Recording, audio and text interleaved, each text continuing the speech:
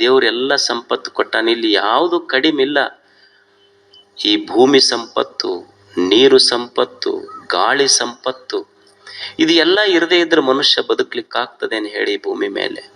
ಇದೆಲ್ಲವೂ ಸಂಪತ್ತು. ಆದ್ರೆ ಇದು ಸಂಪತ್ತು ಅಂತ ತಿಳ್ಕೊಳ್ಳುವ ದೃಷ್ಟಿ ಇಲ್ಲ ನಮಗಷ್ಟೇ. ಇದು ಎಲ್ಲ ಭೂಮಿ ಸಂಪತ್ತು, ನೀರು ಸಂಪತ್ತು, ಗಾಳಿ ಸಂಪತ್ತು ಅಂತ ತಿಳ್ಕೊಳ್ಳಾರ್ದಕ್ಕೆ ಬಡತನ ಬಂದೈತಿ ನಮ್ಗೆ. ದೇಹ ಕೊಟ್ಟಾನ ದೇವ್ರು, ಇದು ಸಂಪತ್ತಲ್ಲೇನೆ ಹೇಳಿ? ಎಷ್ಟು ಅದ್ಭುತವಾದ ಸಂಪತ್ತಿದು ದೇಹ. ಇದು ಎಷ್ಟು ದೊಡ್ಡ ಸಂಪತ್ತಂದ್ರ, ಈಗ ನೀವು ಮನ್ಯಾಗ ಮನ್ಯಾಗ ಏಸ್ ಮಂದಿ ಇರ್ತೀರಿ? ಗಂಡ, ಹೆಂಡತಿ, ಅವ್ವ, ಅಪ್ಪ, 4 ಮಂದಿ ಇರ್ತೀರಷ್ಟೆ. 4 ಮಂದಿ ಇದ್ರು 4 ದಿಕ್ಕಿಗೆ ಒಂದೊಂದು ಇರ್ತಾವೆ. ಒಂದಕ್ಕೊಂದು ಹೊಂದಾಣಿಕೆ ಇರುವುದಿಲ್ಲ. ಅದು ನಮ್ಮಂತ ಊರಿದ್ರ 4 ಮಂದಿ ಇರ್ತಾರ, ಹೊಡೆದಾಡ್ತಿರ್ತಾರ. ಮತ್ತ ಅವು ಕೂಡಿದ ಕುಟುಂಬ ಅಲ್ಲ, 4 ಮಂದಿ ಇರೋದು. ಅದ ನೀವು ಬೆಂಗಳೂರಂತ ಊರಿಗೆ ಹೋರಿ, ಅವ್ರು ನೀವು ಹೆಂಗಿರ್ತೀರಿ ಅಂದ್ರೆ ನಮ್ಮ ಜಾಯಿಂಟ್ ಫ್ಯಾಮಿಲಿ ರೀ ಅಂತಿರ್ತಾರ. ಅವ್ರು ಯಾರ್ಯಾರು ಇರ್ತೀರಿ ಅಂದ್ರೆ ನಾವು ನಮ್ಮ ಯಜಮಾನ್ರು ಜಾಯಿಂಟ್ ಫ್ಯಾಮಿಲಿ ರೀ ನಮ್ದು ಅಂತಿರ್ತಾರ. ಇಬ್ಬರ ಇರೋದ ಅವ್ರದ್ದು ಜಾಯಿಂಟ್ ಫ್ಯಾಮಿಲಿ. ಅವ್ರು ಅಂದ್ರ ಮನ್ಯಾಗ 4 ಮಂದಿ ಇಷ್ಟು ಹೊಡೆದಾಡ್ತಾರ. ಇದೊಂದು ದೇಹ ಕೊಟ್ಟಾನಲ್ಲ ದೇವ್ರು, ಎಷ್ಟು ಅದ್ಭುತ ಐತಿ ಅಂದ್ರ, ಇದ್ರೊಳಗ n number of cells innumerable, you just cannot count. ಒಳಗ ಜೀವಕೋಶಗಳು ಎಷ್ಟು ಹುಟ್ಟಾಕತ್ತಾವ, ಎಷ್ಟು ಸಾಯಕತ್ತಾವ, ಎಷ್ಟು ಅದಾವ ಅಂತ ನಮಗ್ ಗೊತ್ತಿಲ್ಲ.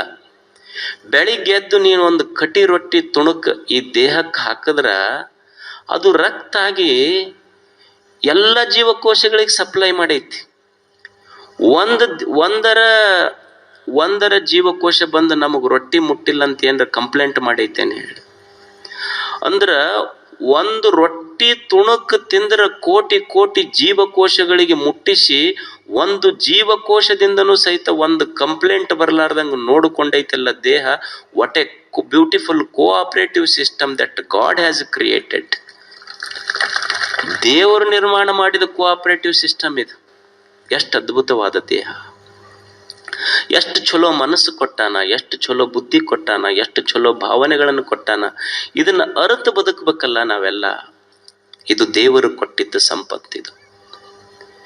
ಅದ್ಭುತವಾದ ದೇಹ ಕೊಟ್ಟಾನ, ಅದ್ಭುತವಾದ ಬುದ್ಧಿ ಕೊಟ್ಟಾನ. ಬುದ್ಧಿ ಇರದೇ ಇದ್ರೆ ಇವತ್ತಿಷ್ಟೆಲ್ಲ ಇನ್ವೆನ್ಷನ್ಸ್, ಡಿಸ್ಕವರೀಸ್, ಸಂಶೋಧನೆಗಳಾಗ್ಲಿಕ್ಕೆ ಸಾಧ್ಯ ಇತ್ತೇನೆ ಹೇಳ್ರಿ?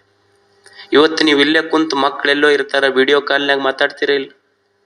ಅವಾಗ ಒಂದು ಪತ್ರ ಬರೆದ್ರೆ ಎಷ್ಟು ದಿವ್ಸಕ್ಕೆ ಮುಟ್ತಿತ್ತೋ ಗೊತ್ತಿರ್ಲಿಲ್ಲ. ಇವತ್ತೆಲ್ಲೋ ಇರ್ತೀರಿ, ವಿಡಿಯೋ ಕಾಲ್ನಾಗ ಮಾತಾಡ್ತೀರಿ, ಫೋನ್ಯಾಗ ಮಾತಾಡ್ತೀರಿ. ಪುಣ್ಯಕ್ಕೆ ಈ ಫೋನ್ ಇನ್ವೆನ್ಷನ್ ಆಗಿದ್ದು ಸ್ವಾತಂತ್ರ್ಯ ಸಿಕ್ಕ ಮೇಲೆ ಆಗಿದ್ದು ಚಲೋ ಆಯ್ತು. ಸ್ವಾತಂತ್ರ್ಯಕ್ಕಿಂತ ಮೊದಲು ಏನ್ರ ಆಗಿದ್ರ ಯಾರು ಸ್ವಾತಂತ್ರ್ಯ ಹೋರಾಟಕ್ಕೆ ಬರ್ತಿರ್ಲಿಲ್ಲ. ಬ್ರಿಟಿಷರನ್ನು ಭಾರತದಿಂದ ತೊಲಗಿಸಿ ಇದನ್ನ ಅವ್ರಿಗೆ ಮುಟ್ಟುವವರೆಗೂ ಶೇರ್ ಮಾಡಿ ಒಬ್ಬರಿಗೊಬ್ಬರಂತ ಬರೀ ಇದನ್ನ ಮಾಡ್ತಿದ್ರು. ಯಾರು ಹೋರಾಟಕ್ಕೆ ಬರ್ತಿದ್ದಿಲ್ಲ ಅವಾಗ. ದೈವ ಚಲೋ ಇದ್ದಿದ್ದಕ್ಕೆ ಇದು ಆಮೇಲೆ ಸಿಕ್ಕೈತಿ. But what ever it may be, invention is good.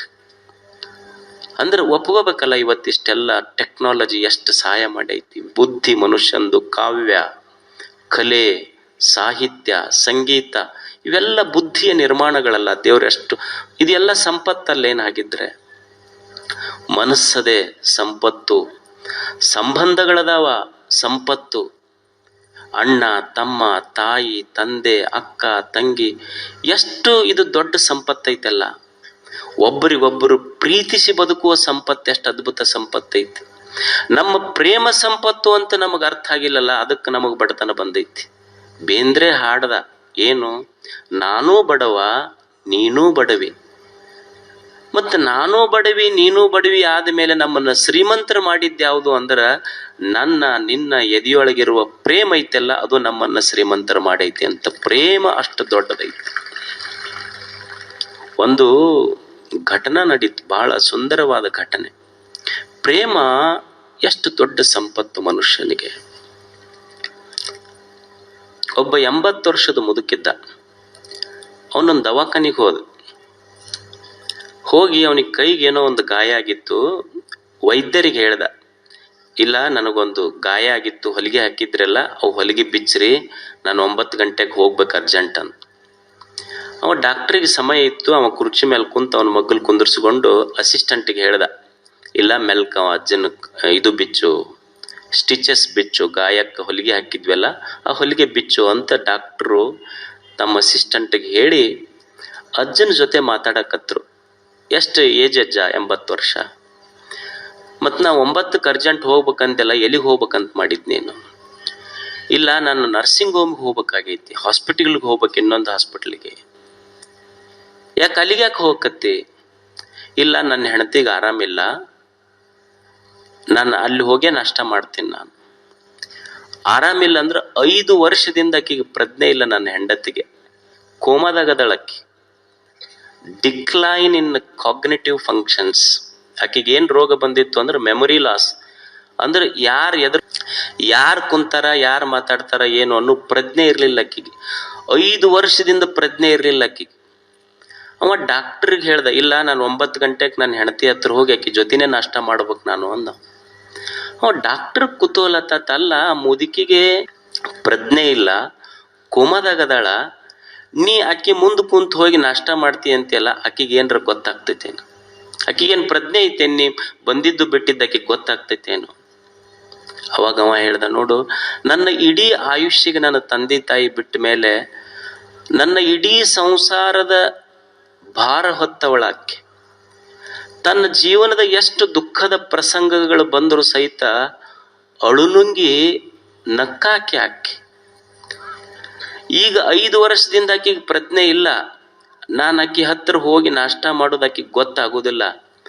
ಆದರೂ ನಾನು ಯಾಕೆ ಹೋಗ್ತೀನಿ ಅಂದ್ರೆ, ಅಕ್ಕಿ ನನ್ನ ಗಂಡ ಅಂತ ಗುರ್ತು ಹಿಡಿಯುವ ಪ್ರಜ್ಞೆ ಆಕಿಗೆ ಇರ್ದಿದ್ರೆ ಏನಾಯ್ತು, ಆಕಿ ನನ್ನ ಹೆಂಡತಿ ಅನ್ನುವ ಪ್ರಜ್ಞೆ ನನಗೈತಲ್ಲ, ಅದಕ್ಕೆ ನಾ ಹೋಗ್ಬೇಕಾಗೈತೆ.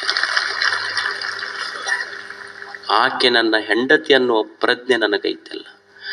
ಪ್ರಜ್ಞೆ ಇಲ್ಲದವಳು ನಿಜವಾಗಿ ಪ್ರಜ್ಞಾಹೀನಳಲ್ಲ.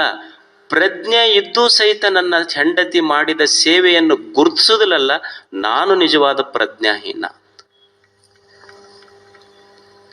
ಎಷ್ಟು ಸಂಬಂಧಗಳು ನೋಡಿ, ನಮ್ಮಲ್ಲಿ ಏನರ ಸ್ವಲ್ಪ ಮುರಿದಿತ್ತು ಅಂದ್ರೆ ಒಗೆದು ಬಿಟ್ರೆ ಕಡೆ ಒಯ್ದಂತಿತ್ತು. ಸಂಬಂಧ ಎಷ್ಟು ಗಟ್ಟಿಯಾಗಿರುತ್ತದೆ ಒಂದು ಪತಿ ಪತ್ನಿ ಅಂದ್ರೆ, ಅವು ಸೇವಾ ಮಾಡಿರ್ತಾವ. ಒಂದ್ಸಲ ಗಂಡು ಮಕ್ಕಳು ಸಹಿತ ಅವಕ್ಕೆ ಅಂತಿರ್ಬೇಕು, ಒಂದು ಸ್ವಲ್ಪ ಅಡ್ಡಾದ ಕೂಡ್ಲೇನೆ ಇವು ಹೊರಗಿನಿಂದ ಬರ್ತಾನೆ, ಚಂತನ ಮಕ್ಕೊಂತೇನು ಬರೀ ಅಂತಿರ್ತಾನ. ಅವ್ರು ಯಾಕೆ ಸುಮ್ಮನೆ ಇರ್ತಾರೆ? ಎಲ್ಲಿ ಮಕ್ಕೊಂಡಿ ನಾನು ನೋಡಿ, ಬೆಳಿಗ್ಗೆ ಅದನ್ನ ಮಾಡೀನಿ, ಇದನ್ನ ಮಾಡೀನಿ ಅಂತ ಲಿಸ್ಟ್ ಶುರು ಮಾಡ್ತಾರ ಅವ್ರು. ಅಂದ್ರೆ ಅವಕ್ಕೂ ಏನು ಚಲೋ ಮಾಡಿರ್ತಾವಲ್ಲ, ಅಪ್ರಿಷಿಯೇಟ್. ಮನುಷ್ಯ ಒಂದು ಸ್ವಲ್ಪ ಇದನ್ನ ಅಪ್ರಿಷಿಯೇಟ್ ಮಾಡೋದು ಕಲಿಬೇಕು. ಯಾರು ಚಲೋ ಮಾಡಿರ್ತಾರ ಅವ್ರ ಹೆಣ್ಮಕ್ಳು ಇಷ್ಟೆಲ್ಲ ಪಾಪ. ನಿಮಗೆ ಏನಿರ್ತೈತಿ ಅಂದ್ರೆ, ಸ್ಯಾಟರ್ಡೆ ಸೂಟಿ ತೊಗೊಂತೀರಿ, ಸಂಡೇ ಸೂಟಿ ತೊಗೊಂತೀರಿ. ಅವಕ್ಕೇನು ಸ್ಯಾಟರ್ಡೆ ಸಂಡೇ ಸೂಟಿ ಇರ್ತೈತೆ? ಅವ್ ಏನಪ್ಪ